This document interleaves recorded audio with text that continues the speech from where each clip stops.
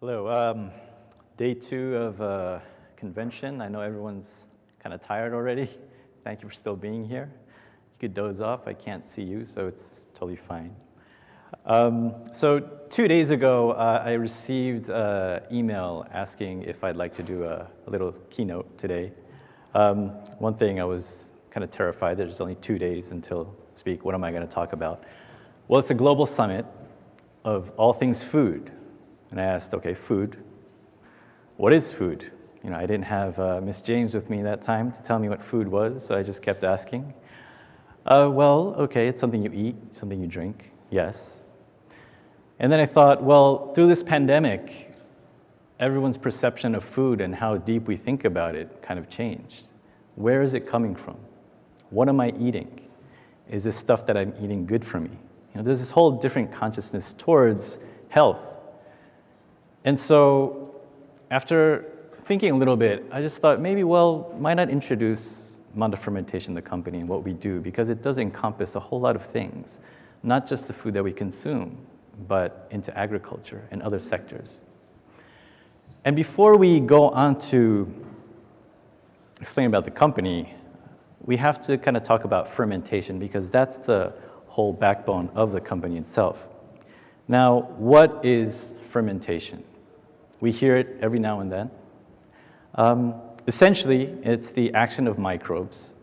You know, they do their thing to the food. If the result is beneficial, it's officially fermented. If it makes your stomach sick, run to the bathroom, it's officially rotten.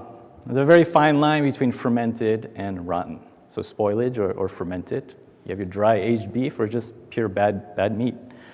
Some of the nutritional benefits, a new nutritional value is created. Umami, which is the Japanese word for the essence of flavor, that's enhanced. Or it protects and preserves it from those that does cause the rotting. Now this is a little slide about the usefulness of fermented foods. Just some of the things. You know, there are a lot of foods that are fermented in our everyday lives that we haven't really realized, like even yogurt, cheeses. These just explain some of the benefits. For yogurt, you have your intestinal benefits. It helps regulate your intestines. You know, there's some anti-inflammation from natto. You have your miso, your wine, your vinegar. There's so many different foods that are fermented that we don't really realize they are, but actually a part of our lives. And some main effects of the fermented foods, intestinal, this means intestinal balance, recovery from fatigue, boost your immune system, and reduction of cholesterol. Just focusing on the intestinal and the immune system, a lot of this is very important, and a lot of people know that fermented foods have a very good beneficial component to your gut health. And so why is gut health important? Well, it's said to there's about 100 trillion bacteria living in your gut, in your intestines. And you put that to size, it's actually about a small fruit. Now, I don't know about you, but when I get a tiny splinter, that bothers me all day. And if you imagine your intestines, this bacteria going bad, the effects it can have on your body. So it's very important to have a very balanced gut system.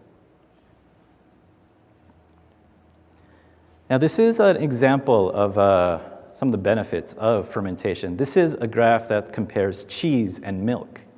You know, one glance at this, you could tell the nutritional value of cheese is much, much higher than milk. Everything about this is higher, from the proteins, the calcium, of course, the shelf life. One thing that people do not focus on is the increased absorbency due to fermentation. Now, what we do with our bodies, we essentially intake food, we bite it, we swallow it, and then it ferments in our intestines, and we digest it. And what's happening is we're breaking down the molecules so our body could absorb it better. Now, through fermentation, you're actually already doing that for the food and the body. So, of course, you're going to absorb it much better. Now, going on, now back to the Manda Fermentation as a company. Manda Fermentation was originally a sake distillery over 380 years ago. It's a name of a sake brand, Manda. Man means 10,000. Da means rice paddy, so 10,000 rice paddies. It's a very good name for a sake brand. And after generations, actually the 11th generation is the current owner, kind of had a different thought and wanted to create a product, use the knowledge of the fermentation that's been through the family for generations, and create a product that could have mothers have healthy babies. So he spent 23 years of intensive research and created a product, our flagship product called Manda Superfood, as we call it in the US. And what this is it's a complex fermentation product. It's 53 botanical ingredients fermented for a period of 3 years and 3 months. Now, everything isn't fermented 3 years, 3 months. The whole process takes 3 years and 3 months. But while he was creating this, we also created different products, some for agriculture, livestock feed, pet food, cosmetics for topical purposes, even for fishery. So different products were created. And I'd just like to go back to the agricultural product. So we call it Manda Harvest is the name of the product that's used for agriculture.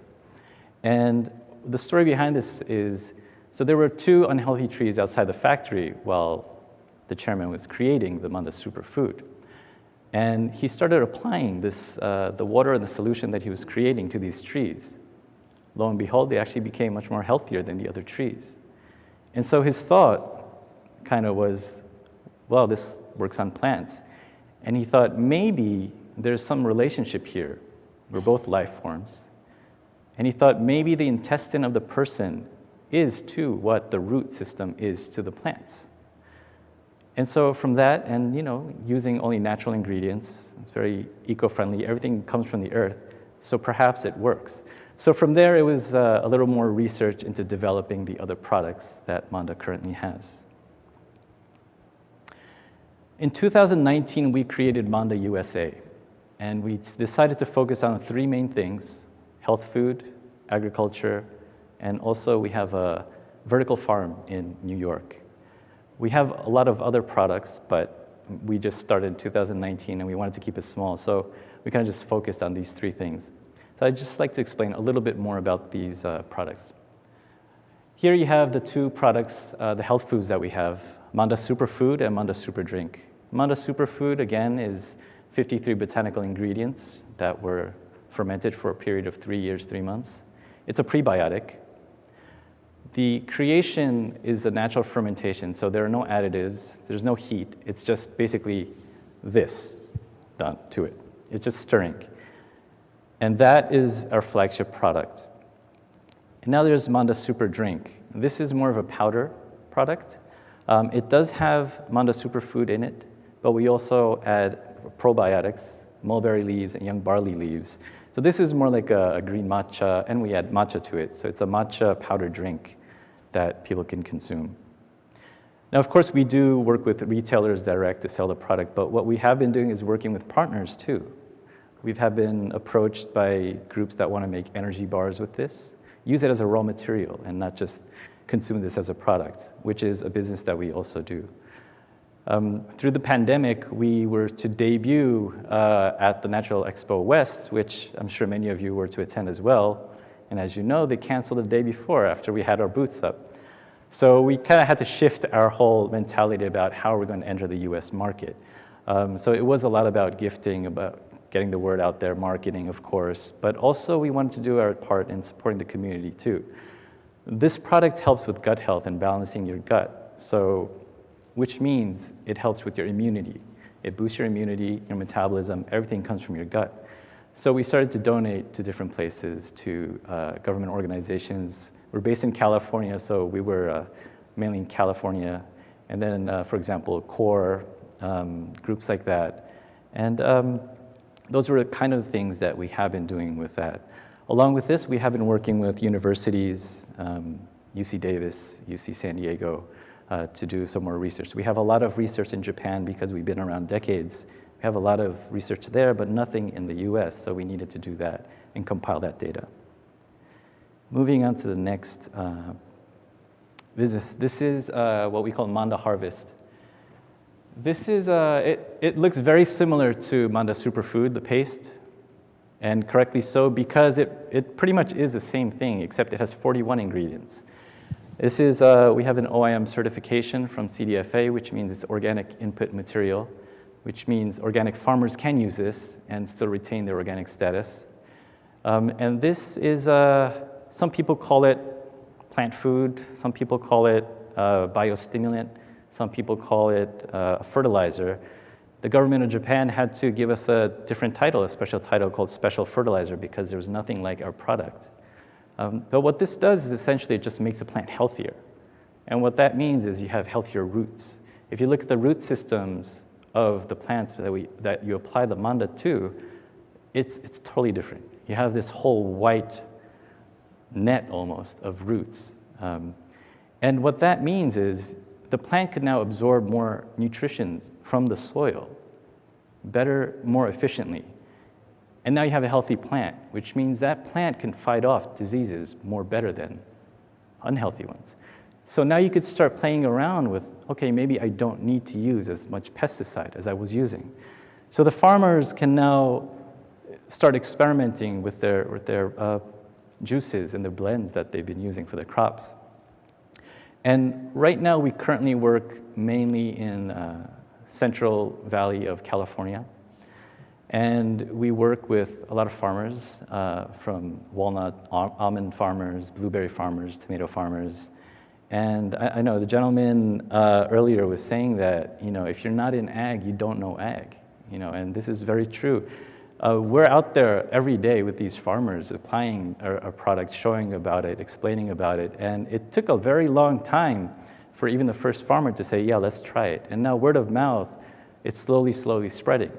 Up until working with Manda, I've never been to this many farms in my life. So I've never known how difficult it is. And so, when you speak to these farmers, you realize that this is their livelihood, that they have 1 or 2 crops a year that determines their whole year's income. Of course, they're not going to switch over the product right away. It's about building the trust, going there every day, talking with them, and starting small or whatever they're comfortable with, and slowly and gradually growing that business and relationship with them. So I've actually personally learned a lot from even just working with the farmers and this product. And it's been pretty well received, very well received. And we work with California, Georgia, Virginia, and New York as well. But yeah, we've also been getting a lot of feedback from the cannabis industry, or I should say hemp industry. And so I guess that would be a good segue for the next part is we have a vertical farm. I know yesterday this popped up a little bit, and just a side note, yes, it can be a profitable business if you choose the right crop. So this is in New York. Ours is a 40-foot container, and we experiment here with the vertical farms. We grow mainly leafy vegetables, and we supply to the locals, which this is the whole point of the vertical farm, is to be able to provide fresh and nutritious vegetables to the local community. And what we are trying to do here is, of course, experiment with our product, which goes very well with the hydroponic system. But we also have a couple of other goals with this. One thing, a gentleman also earlier mentioned all these troubles with lack of farmland. All the farmers are facing different natural elements that they have to fight with. But with this, you could essentially create this in your basement. This is in a parking lot. We could build it on a rooftop. We could build this anywhere. There's some restaurants that have it on the wall or the ceiling to even make it like part of their restaurant decor.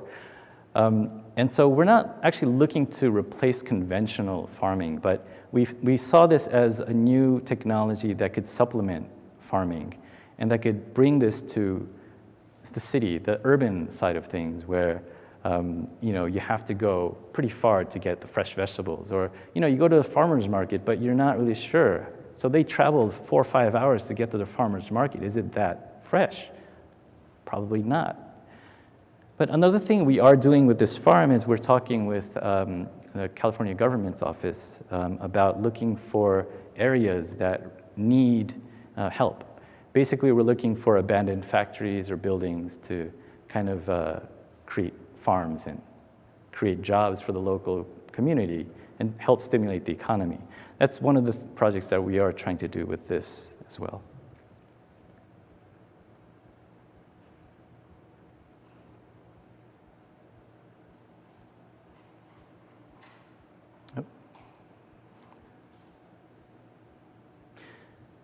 I think this was an old version of the presentation, but that's okay. Yeah.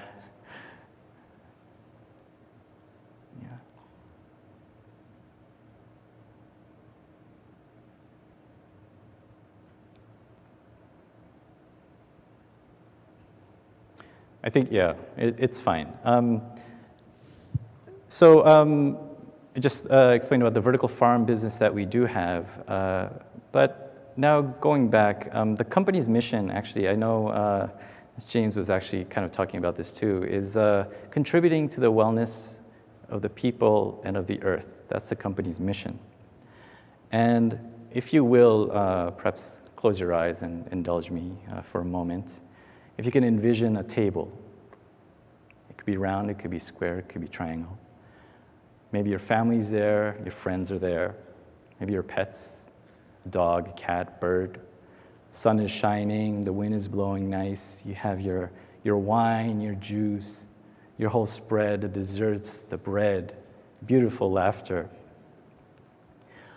You know, what started off as creating a fermented health food product now stemmed out to so many products that could actually help support creating every single part of this scene.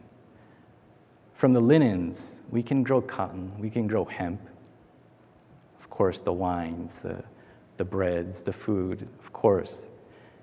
But one important thing is we can't really do this alone as a sole company. Now, going back to some points from yesterday, you know, there are a lot of people upstairs that know we have to make a lot of transitions, we have to fix things, make things more sustainable. That's going to take time, that's a given. But what we can do as small businesses, as a private sector, is kind of work together to kind of create things and change things so things are more sustainable, things are a little bit better, one thing at a time in whatever we can do in our comfort zone and what we can do realistically. And so it is about partnership, about oneness. And you know, we look forward to kind of working with people because we realize the importance of partners and working together to achieve different things. And so, yeah, we'd love to we already enjoyed meeting so many of you yesterday and today, and there's so much potential we feel that can be done. And that's kind of it. Thank you so much.